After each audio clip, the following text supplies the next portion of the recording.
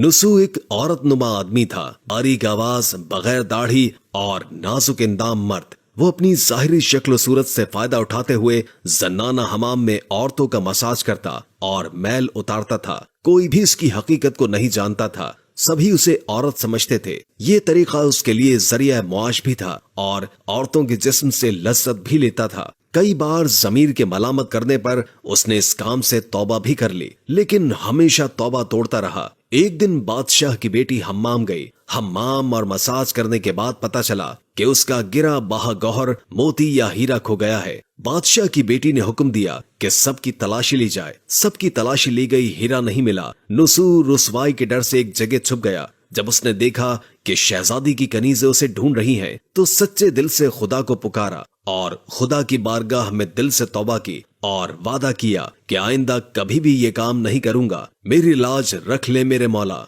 दुआ मांग ही रहा था कि अचानक से बाहर से आवाज सुनाई दी कि नसू को छोड़ दो, हीरा मिल गया है। नसू नम आंखों से शहजादी से रुखसत लेकर घर आ गया। नसू ने कुदरत का करिश्मा देख लिया था और हमेशा हमेशा के लिए इस काम से तौबा कर ली। कई दिनों से हम्माम न जाने पर एक दिन शहजादी ने बुलवा भेजा कि हम्माम आकर मेरा मसाज करे, लेकिन नसू ने बहाना बनाया कि मेरे हाथ में दर्द है, मैं मसाज नहीं कर सकता हूँ। नसू ने देखा कि इस शहर में रहना उसके लिए मुनासिब नहीं है। सभी औरतें उसको चाहती हैं और उसके हाथ से मसाज लेना पसंद करती हैं। जितना भी गलत तरीके से माल कमाया था सब गरीबों में बांट दिया और शहर से निकलकर कई मील दूर एक पहाड़ी पर डेरा डालकर अल्लाह की इबादत में मशगूल हो गया। एक दिन उसकी नजर एक भैंस पर पड़ी जो उसके करीब घास चर रही थी। उसने सोचा कि ये किसी चरवाहे से भागकर यहाँ आ गई है। जब तक इसका मालिक ना आ जाए तब तक मैं उसकी देखभाल कर लेता हूँ। लिहाजा उसकी देखभाल करने लगा। कुछ दिनों के बाद एक तिजारती काफिला रास्ता भूलकर उधर आ गया, जो सारे प्यास की शिद्दत से निढाल थे। उन्होंने नसू से पानी मांगा। नसू ने सबको भैंस का दूध पिलाया और सबको सैराब कर दिया। काफिले वालों ने नसू से शहर जाने का रास्ता पूछा। नसू ने उनको आसान और नजदीकी रास्ता दिखाया। नसू के अखलाक से मुतासिर होकर ताजिरों ने जाते हुए उसे बहुत सारा माल बतौर तोहफा दिया। नसू ने उन पैसों से वहां कुआं खुदवा दिया। आहिस्ता आहिस्ता लोग वहां बसने लगे और इमारतें बनने लगी। वहां के लोग नसू को बड़ी इज्जत और एहतराम की निगाह से देखते थे। रफ्ता रफ्ता नसू की नेकी के चर्चे बादशाह तक जा पहुंचे। बादशाह के दिल में नसू से मिलने का इश्तियाक पैदा हुआ। उसने नसू को पैगाम भेजा कि बादशाह आपसे मिलना चाहते हैं, मेहरबानी करके दरबार तशरीफ ले आए। जब नसू को बादशाह का पैगाम मिला, उसने मिलने से इनकार कर दिया और माजरत चाही कि मुझे बहुत सारे काम हैं, मैं नहीं आ सकता। बादशाह को बहुत ताज्जुब हुआ, मगर इस बेनियाजी को देखकर मिलने की तलब और बढ़ गई। बादशाह ने कहा कि अगर नसू नहीं आ सकते तो हम खुद उसके पास जाएंगे।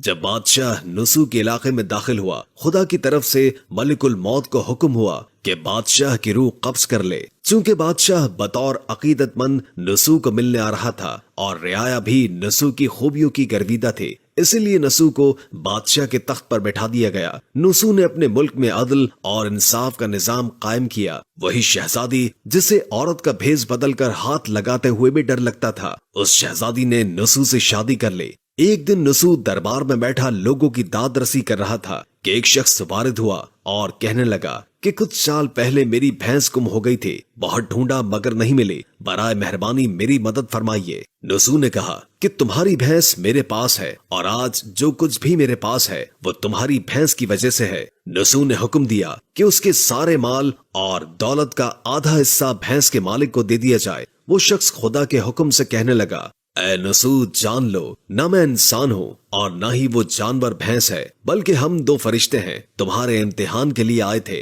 ये सारा माल और दौलत तुम्हारे सच्चे दिल से तौबा करने का नतीजा है। ये सब कुछ तुम्हें मुबारक हो। वो दोनों फरिश्ते गायब हो गए। इसी वजह से सच्चे दिल से तौबा करने को तौबा नसू कहते हैं। तारीख की कुतुब में नसू को बनी इसराइल के एक बड़े आबिद की हैसियत से लिखा गया है। किताब मसनवी मानवी, दफ्तर पंजुम अनवारुल मजालिस, सफा 432। नसू रिस्क कमाने के लिए अल्लाह का नापसंदीदा काम किया करता था। जब वो काम अल्लाह के खौफ की वजह से छोड़ा तो अल्लाह ने रिस्क के असबाब पैदा किए और बादशाह तक अता कर दी। हराम तरीके से लज्जत हासिल करना छोड़ा तो अल्लाह ने निकाह में शहजादी दे दी। اللہ تعالیٰ سب کو توبہ کرنے اور تادم مرگ اس توبہ پر قائم رہنے کی توفیق عطا فرمائے، آمین ثم آمین۔